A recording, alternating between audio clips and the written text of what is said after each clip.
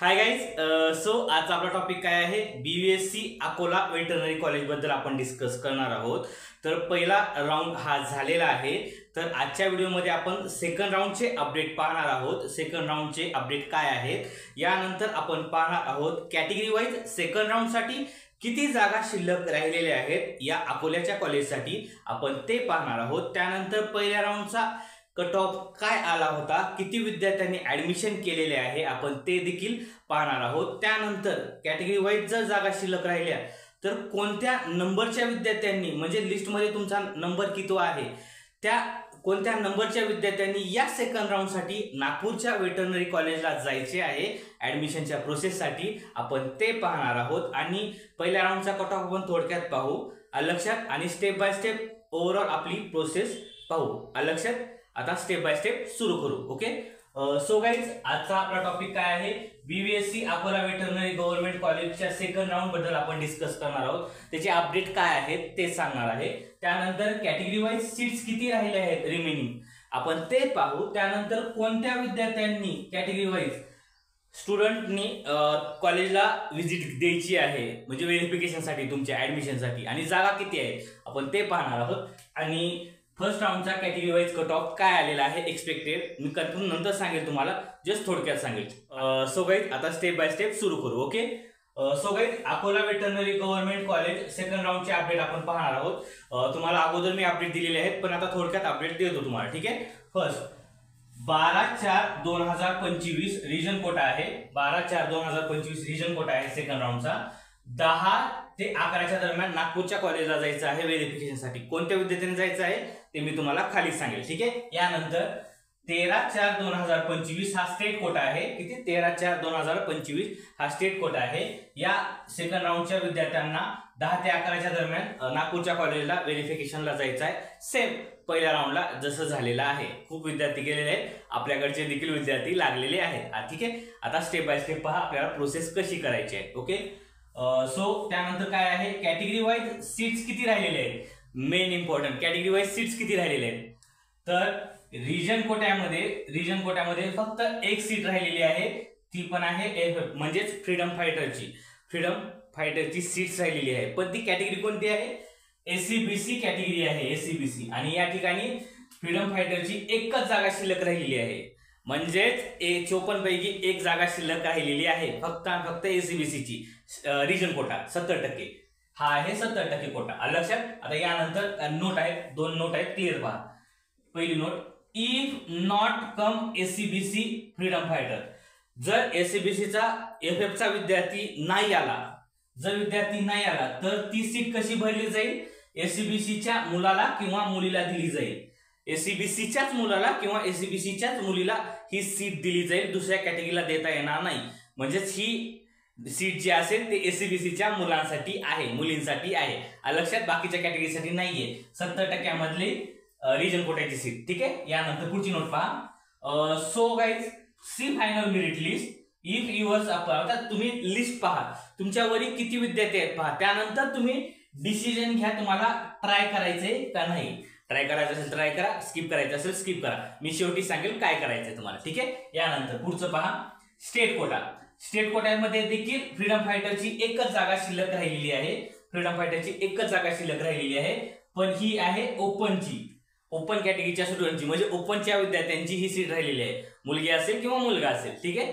यानंतर पहा, if not come open.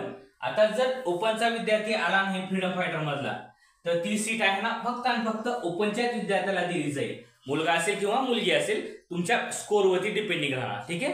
यानंतर पुढचं पहा. So guys, final merit list तुम्ही देखील पहा स्टेटच्या विद्यार्थ्यांनी, स्टेट कोट्याला. आणि जर तुमच्यावरील 1 किंवा 2 किंवा 3 असतील तर तुम्हाला जायचंय का नाही, तुम्ही डिसिजन घ्या.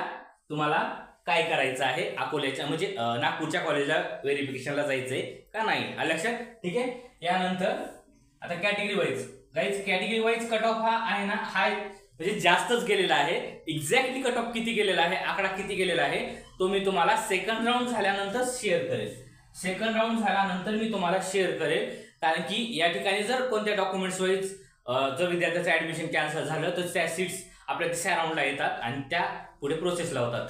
तर त्या तिसऱ्या राऊंडच्या अगोदर मी तुम्हाला कट ऑफ शेअर करेल, ठीक आहे, कोणता का असेल.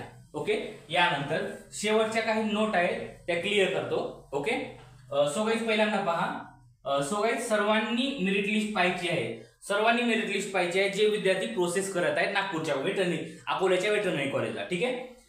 पहिल्यांदा आहे ना, पहिल्या राऊंडला किती जागा शिल्लक होत्या त्या पहा तुम्ही. पहिल्या राऊंडला किती जागा शिल्लक होत्या त्या पहा. आता एसीबीसी म्हणजेच रिजन कोट्यावाला, फक्त एसीबीसी आणि ओपनच्या विद्यार्थ्यांनी पाहायचा. एसीबीसीच्या रिजन कोट्याच्या विद्यार्थ्यांनी पाहायचं आहे आणि ओपनच्या स्टेट कोट्याच्या विद्यार्थ्यांनी पाहायचं आहे.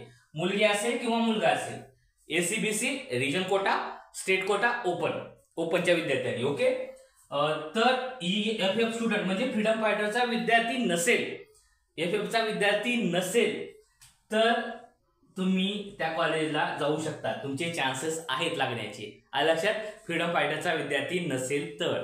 आलं लक्षात? ठीक आहे, यानंतर पुढचं पहा. आता फॉर एक्झाम्पल तुम्हाला सांगतो, एक्झाम्पल काय आहे, एक्झाम्पल नुसार तुम्हाला समजेल आणि तेच सांगणार, एसीबीसीचा आणि ओपनचाच एक्झाम्पल सांगणार, ठीक आहे. सो गाईज एक्झाम्पल काय आहे, रिजन कोटा. रिजन कोटामध्ये पहा, एसीबीसी साठी किती जागा होत्या, 6 जागा होत्या. किती? 6 जागा होत्या. आता त्या भरल्या पहिल्या राऊंडला, त्या सर्व जागा भरल्या. जर आता फ्रीडम फायटरचा स्टुडंट नसेल एसीबीसी मध्ये तर ती सीट आहे ना 7व्या किंवा 8व्या किंवा 9व्या किंवा 10व्या. जर हा विद्यार्थी आला नाही तर याला भेटेल, हा विद्यार्थी आला नाही तर याला भेटेल, हा विद्यार्थी आला नाही तर याला भेटेल. आलं लक्षात? जर हा विद्यार्थी आला तर ह्या बाकीच्यांना भेटणार नाहीये. तर डिपेंडिंग आहे तुम्हाला जायचंय का नाही, तुमचा नंबर किती आहे वरी पहा एसीबीसीच्या विद्यार्थ्यांनी, बरं का. आता जर समजा तुमचा 7वा नंबर असेल, 6 सीट भरल्या, जर तुमचा आता 7वा नंबर असेल तर तुम्हाला जायचंय, तुम्ही जाऊ शकता, तुम्हाला सीट भेटेल 100%. पण 8व्या 9व्या विद्यार्थ्यांनी विचार करू नये, जर 7वा नंबर आला नाही तर 8व्याला भेटेल, म्हणजे जर गोष्टी. त्यामुळे मी हे 3 नंबर दिलेले आहेत, 7, 8, 9, 10 या विद्यार्थ्यांनी 100% विचार करा एसीबीसीच्या. आलं लक्षात?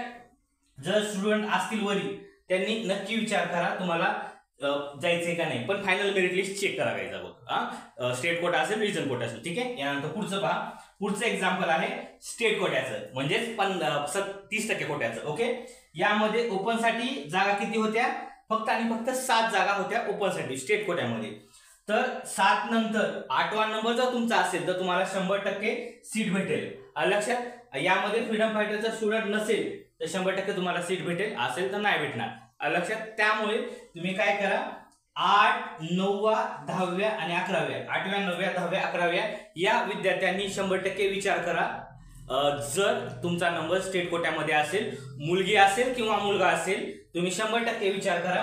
तुमचा नंबर 8वा किंवा 9वा किंवा 10वा असेल तुमच्या कॅटेगरीमध्ये, बरं का, तुमच्या कॅटेगरीमध्ये, एसीबीसीच्या कॅटेगरीमध्ये, ओपनच्या कॅटेगरीमध्ये. जर तुमचा एवढा नंबर असेल तर तुम्ही 100% कॉलेजला जा, लक बाय चान्स तुम्हाला सीट भेटू शकते, कारण की एक जागा शिल्लक राहिलेली आहे. तर नक्की विचार करा गाईज तुम्हाला जायचे का नाही. लक्षात? आता शेवटचं, सर्वात शेवटचं इम्पॉर्टंट काय आहे गाईज, मी दोन्ही लिस्ट चेक केलेले आहेत. नोटा, if any reason first round student admission cancel, then third round important. जर कोणत्या कारणास्तव पहिल्या राऊंडला ऍडमिशन घेतलेल्या विद्यार्थ्यांचे ऍडमिशन कॅन्सल झाले तर तिसरा राऊंड हा खूप मेन राहील, तो राहील 16 तारखेला. त्यामुळे आहे ना, होप सोडू नका, चान्सेस आहेत तुमचे. आणि शेवटचं काय आहे गाईज, मी सिलेक्शन लिस्ट पाहिलेली आहे, स्टेट कोटा असेल किंवा रिजन कोटा असेल तर आताच क्लिअर होतो.